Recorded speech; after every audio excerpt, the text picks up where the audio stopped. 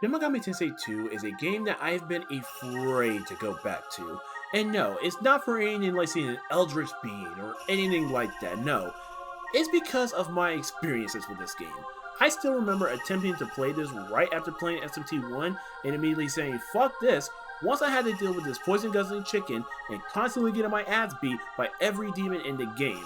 And I knew that when I went to this retrospect, I was going to have to come back to this game. And honestly, I've been dreading it. I'm gonna be real with you, I have been dreading playing this game. But, ladies and gentlemen and non-binary peeps, let's get this over with. I'm not looking forward to this. Shin Megami Tensei 2 released in the Super Famicom on March 18th, 1994. The game has you playing as a gladiator named Elf, who after finding out that he's the Messiah, he's sent on a mission by the Center to spread the word that the 1,000-year kingdom is coming. But while doing so, you discover some horrible secrets about them, and now you have to decide whether to continue spreading their gospel or take them down. Now this is where I would normally go in detail about the development of the game, but I haven't been able to find a whole lot about this game for some bizarre reason. Compared to the other games I've covered, the only major thing that I learned was that, well, the team wanted to make a game loosely connected to SMT1, and that they ended up praying to Masakado because of shit that happened during the development of the first game. It was like the development was such an anomaly that Atlus looked at it and was like, yeah, let's not tell anyone about the development of this game. Hell, reception-wise, all I could find was that it was good. Yeah, it was good, but most of the recent reviews were from the PS1 and GBA ports, which Famitsu gave a 28 out of 40. But from what I could find though, yeah, most people really liked the game. There were major improvements to the gameplay, the music was just, oh man, chef kiss, it was amazing. Tsukasa Masako hit it out the goddamn park again. I love this soundtrack so much. Plus, there was a bigger variety in environments this time, so not everything looked the same. However, the issues were mainly the pacing of the story, and not only that, some elements of gameplay that we're gonna have to talk about later on. Not right now though, because we got a story to talk about. Before we cover the story, let me give you all a heads up on a couple things. There is a lot of shit that happens in this game, and as such, I am not going to be able to get to every detail and side story present in this game. Hell, there's additional story details in the PS1 and GBA ports. But here's the thing, I don't know Japanese. I haven't taken Japanese since my freshman year of high school, so best believe that ain't gonna fucking happen anytime soon. But anyway, I'm gonna try to keep this segment relatively short. That's not gonna happen, but I'm gonna try my best. And mainly only go into the most important details, because if not, we're gonna be here for hours, and I got final projects to do, so that's not gonna happen. With that out the way, let's go on and cover the story for Shin Megami Tensei 2. Hey, yeah, you. If you want to play this game and you don't want to be spoiled, then skip here, alright? Cool, on to the story. After the events of Shin Megami Tensei 1, the protagonist from the first game attempted to create a world where everyone can live in harmony. However, in an attempt to do so, the world has gotten worse. Disasters, plague, famine, and etc. upon etc. of bad shit that has made this period of time not so fun to live in. But from the tragedy came the Messiahs, who created the Tokyo Millennium where it was safe from demons, leading to a worldwide exodus to the utopian city. Except for the fact that if you didn't live in the center, you were more likely poor and fighting for your life from both demons and other people. So much for Utopia. From here we meet our hero for this game, Hawk, who is training for a gladiator tournament so that he and his trainer Okamoto can live in the center. After being given some money to go train for it, you begin having several flashbacks of a man begging you to name some people in these capsules. And things only get weirder for when you go to a virtual battler to train, you come across Steven from the first game, and he warns you about an impending demon invasion, and gives you a demon summoning program.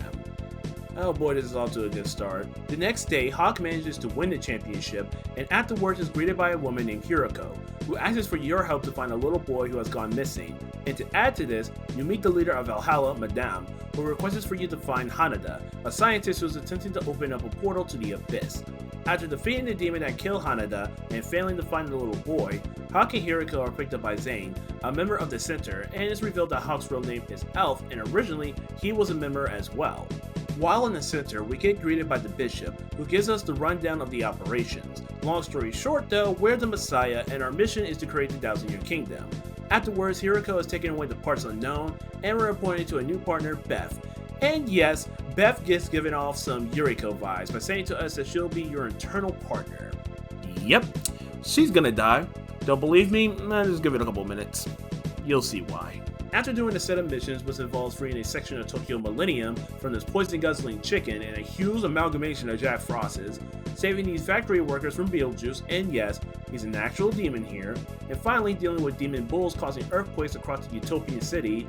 I cannot believe I had to say that out loud. The bishop tells us that a man is claiming to be the true messiah and claims that we're the false messiahs.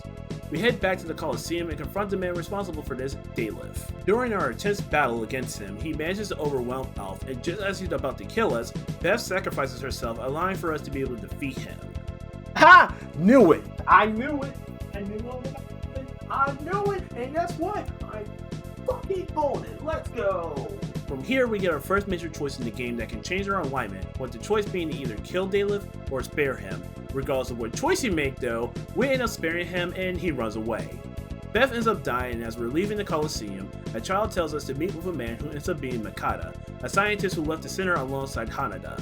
Mikata tells us that he'll give us some info about the center and the truth about ourselves, but before he does that, we have to save Hiriko, who was sent to a prison by the center. After freeing her, however, you end up going back to Mikata, only to find out that Valhalla is gone, like completely gone. We meet up with Zane, who tells us that the center sent out Abaddon to swallow an entire fucking city, as the center only wants those who are worthy of living in the Thousand Year Kingdom. After the explanation, Zane decides to revolt against the center. And from here, the story gets put to a halt to do meaningless shit, and no, this will not be the last time this happens, so brace yourself. After going through some shit in the underground, discovering mutants, and overall suffering, we head back to the center to defeat Belphegor and later free the people in the factory from being mind controlled. However, after doing this, the center warns Zane that if he continues to revolt, they'll cut off the air to Holy Town. And do not think about the name too much, trust me, it's stupid. I know it's stupid, I think we all know it's stupid. As such, Zane heads back to the center to confront the bishop and the elders, with Alf and Hiriko following suit. During the confrontation, we find out that the elders are actually 3 of the 4 archangels who tries to kill us for betraying them. And to wrap things up further, we end up finding a replicant version of Yahweh who later berates us for killing the archangels. With the true villain revealed, we later come across Gabriel, who tells us about what the plans for the Thousand Year Kingdom is. But for the sake of flow, I'm gonna come back to this, and also so you guys can compare for a shit show of a bombshell. From this point on, Alf and Hiriko heads into the abyss through collecting 7 pillars, and while there, we go through killing demons upon demons upon demons. Wait a minute. Man, hold up, time out. I know, sorry, I might just be experiencing deja vu or something, but I know good and damn well I've been through this before. Maybe. Sorry, let's continue on. Later, we come across Lucifer's subordinate Gamori, who takes us to him, and we now are about to make one last major choice. So from here basically determines the hellhole you're gonna have to go through to beat the game. As for how we're about to be swayed to join either side, there's a lot of back and forth to be had. When meeting with Lucifer, he wants you to work with him as the center is planning on wiping out humanity with a demon known as Kuzuru, and in doing so they're only bringing about a small amount of humanity onto Eden. When meeting with Zane, he wants you to join him in bringing about the Thousand Year Kingdom, not knowing the plans of what the center is wanting to do. And of course, if you don't like their reasoning, you can deny both of their requests and just kill both Lucifer and Yahweh's minions. So, guess what alignment I chose? Chaos. And this is a first, as for most of the S&T games I've played, and for the ones, of course, we're going to be playing in the future, I normally try to go for the neutral ending mainly because I don't like the ideas of either side. However, for reasons we'll talk about soon, you especially don't want to choose the neutral route. But anyway, let's continue on.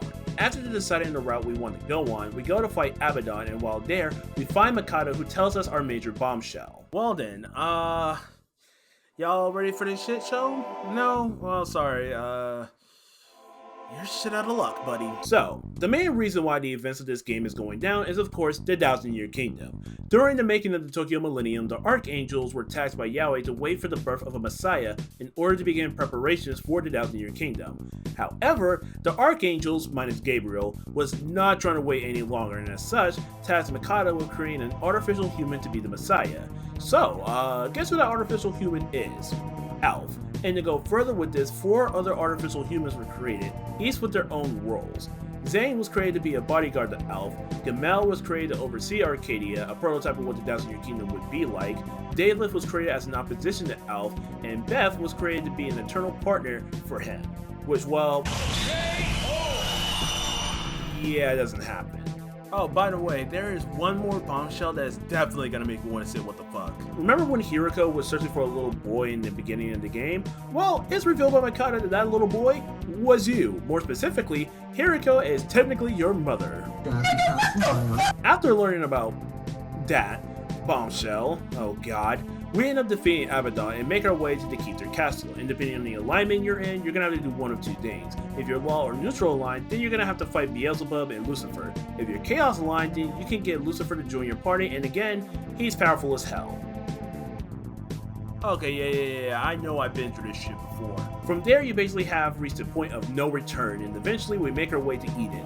Again, depending on your alignment, you're gonna have to fight different bosses. In this case, if you're neutral and chaos, you gotta fight these guys. Have fun, and later battle Satan, who prior to going to Eden for a third time, was revealed to be Zane, as he was one half of Satan combined with Set, who was the second half. Killing Zane ends up getting us teleported to Yahweh's domain, and fun fact, if you're law aligned, you pretty much skip all of this after facing Lucifer. Wait. I just realized that this is this digital devil story too. Literally, from the sequence of events to everything. It's like that game, but on a bigger scale for the story. And just in case you do not believe me, let me go and just list some stuff out, right? One, we had to go and try to find 7 pillars to go into hell. After we made it into hell, we had to fight all sorts of damn demons, which was annoying to say the least. And the moment we meet up with Lucifer, if we go for the chaos route in this case, he ends up joining our side, and he's powerful as hell. Just like in the last game. And to make matters worse, we fight God at the end. And Satan. I don't know if it's just me, but I'm pretty sure it's the same thing. If you guys do not think so, discuss it in the comments below if you played both games. Probably haven't though, honestly, let's be real here. But anyway, let's continue on. No matter which alignment you choose, you're gonna have to fight Yahweh, and after defeating him, we get whatever ending we're aligned in. If you're law aligned, we end up using the Megiddo arc and wipe everyone out that isn't in Eden. Despite being congratulated by Yahweh, Satan is disgusted by the actions of him, and we end up, later on fighting him. But after his defeat, Zane ends up crumbling to dust as he was created by Yahweh, and well, he's dead, and now we're left to build a society despite damn near killing the majority of humanity for it.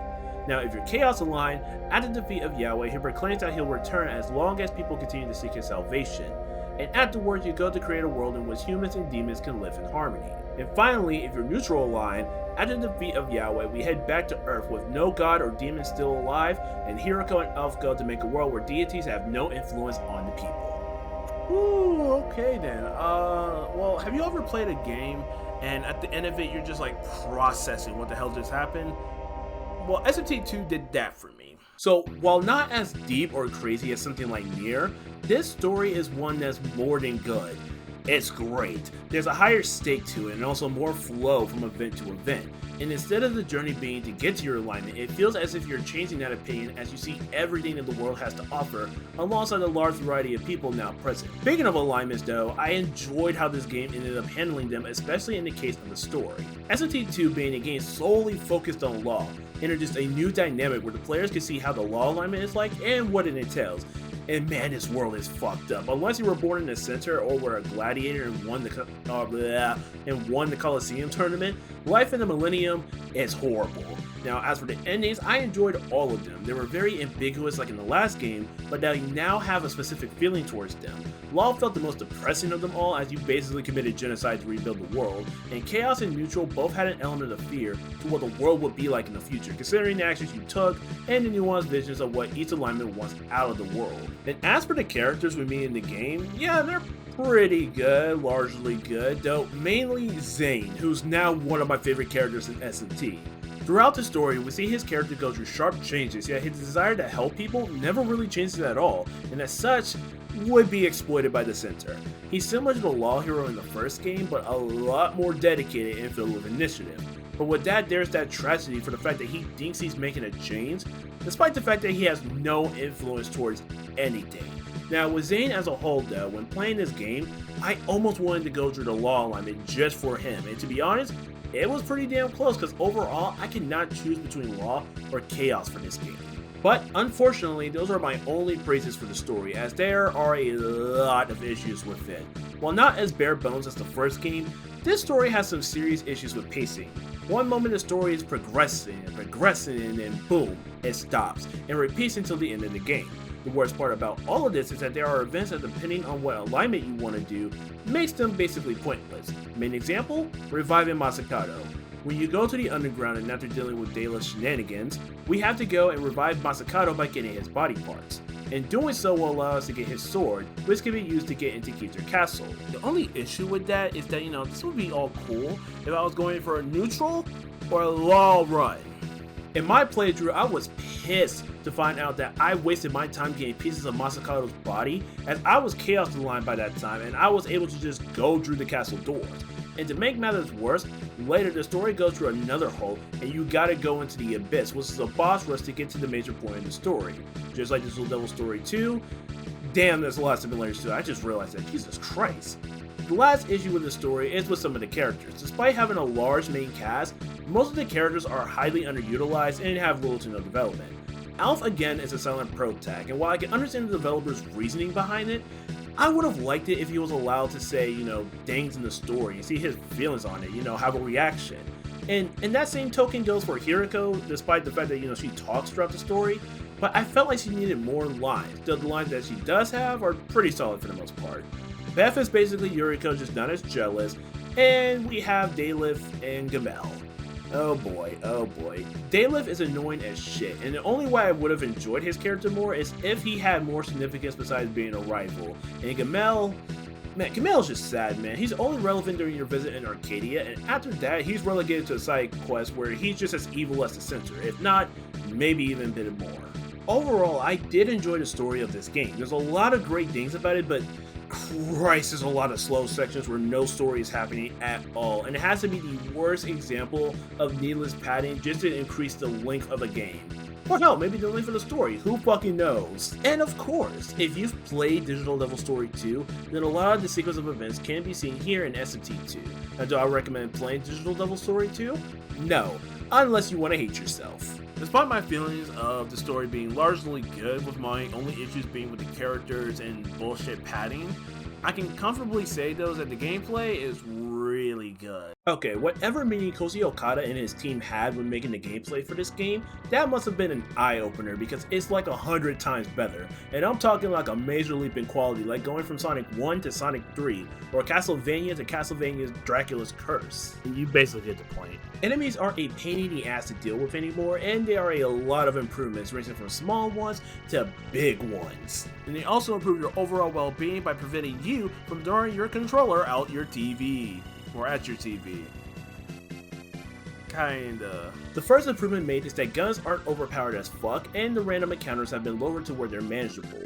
The second improvement was the speed of the game, which is a lot quicker now, and thank God, because grinding sessions was made a lot quicker. And the final improvement is the UI, which at first I didn't like, but after going back to the first game, anything is better than the UI of the first game. Everything is more organized, and you can just press the shoulder button to open up the map instead of going into a separate menu for it, which was the dumbest shit ever in the first game. Now, beyond the improvements, there are some new additions to the game that will become mainstays for future titles. When going through dungeons, you got this meter that will let you know when demons are close by. If it's blue, you're okay. If it's orange, a demon is close, and if it's red, prepare for an encounter to pop up. Next is for fusing demons, which beyond having more symbols to help you with fusing them, demons can now inherit moves from fusion. So let's say that one demon has Tarakaja, and another demon has Sukunda. You can fuse them into a new demon that may have both or one of these moves. Finally, there's the shops, which there are two new ones being the Fortune Teller and the Appraiser. The Fortune Teller tells you the next location you have to go to, meanwhile the Appraiser can tell you what an item does and its stat properties, or just its properties in general.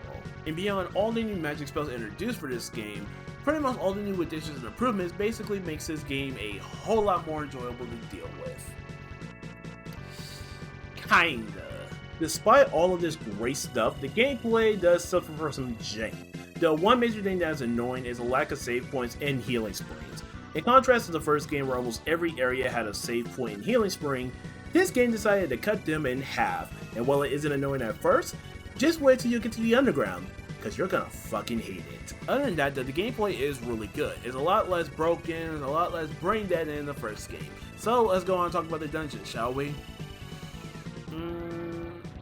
maybe actually. So, this is normally the part where I would go and talk about the dungeons, you know, how annoying they are, so on and so forth. The thing is, though, I didn't really have a lot of issues with it overall. Yeah, despite the design of some being really annoying sometimes, it wasn't anything substantial or made me want to rip my hair out.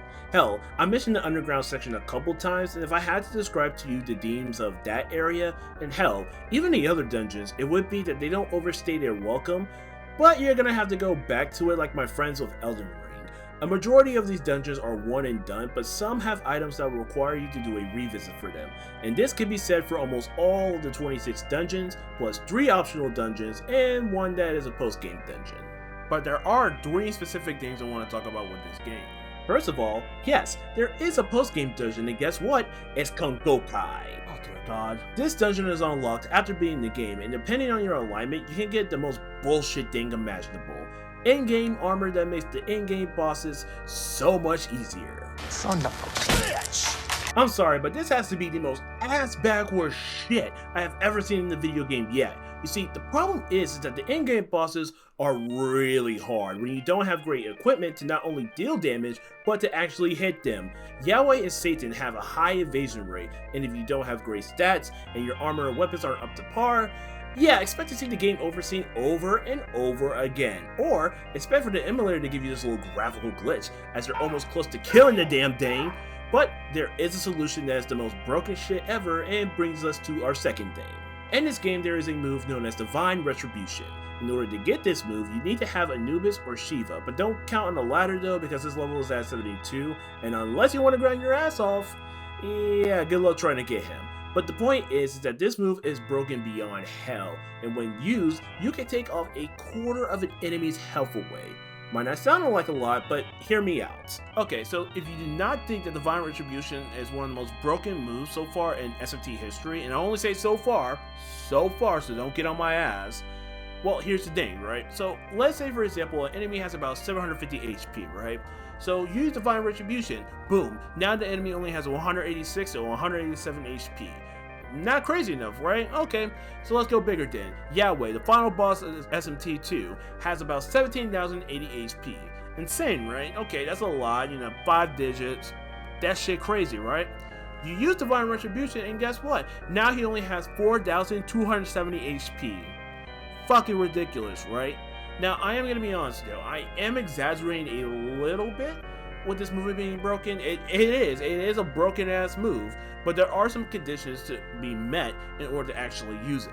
The biggest being that if you use the move on a demon with the same alignment as it, the move won't work. Plus, only a few demons have this move to begin with. The easiest demon to get who has it is Anubis, but the other issue is that it takes 80 MP to use, and Anubis has 135 MP. Shit. But shit, man, other than that though, the dungeons are annoying but not as bad as past games. Even though you got that BS as the post-game dungeons, and the little to no terminals between each dungeon. Jesus Christ, thank God I'm done with this game. Oh boy, so yeah, this script took me a while to write, especially for this part because I had no idea how I wanted to word my feelings for this game. But if I had to give you guys a quick response for it, yeah, I really like this game. Of course, there's issues that will make anyone avoid this game with a 10-inch pole, but there's a lot of great things about it, like the music that creates a unique sense of atmosphere for different situations, the bigger variety of environments that doesn't just look like an office space or the DMV. Though, why does it look like we're in Abaddon's asshole here? I'm sorry that I put that image in your mind, but that's the only thing I was thinking about at that time. And finally, the world building, which is very interesting and makes you kind of wonder about different aspects of it.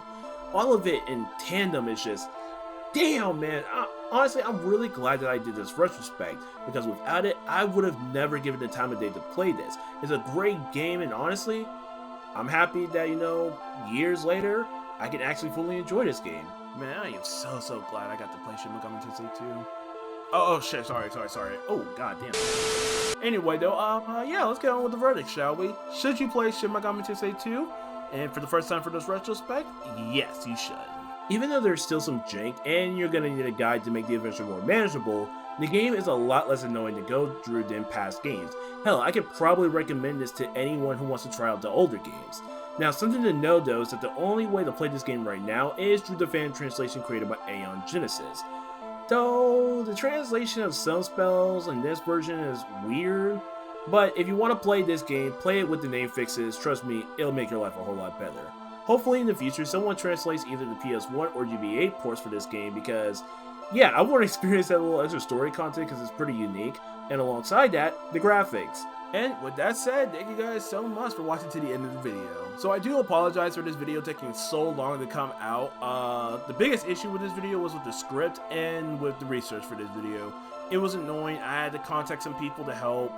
And yeah, I don't know why Shin Megami Tensei 2 is an anomaly to research. But yeah, but we are getting closer and closer to Nocturne. But before we do that though, we got one more game in the SNES to review, and that will be Shin Megami Tensei If. I wonder how annoying that game is going to be. Like always, make sure to like, comment, and subscribe if you enjoyed the video. And make sure to stay safe, wear a mask if you decide to go out, and get vaccinated if possible. And stay safe and stay. Oh my gosh, I said that twice. Damn it.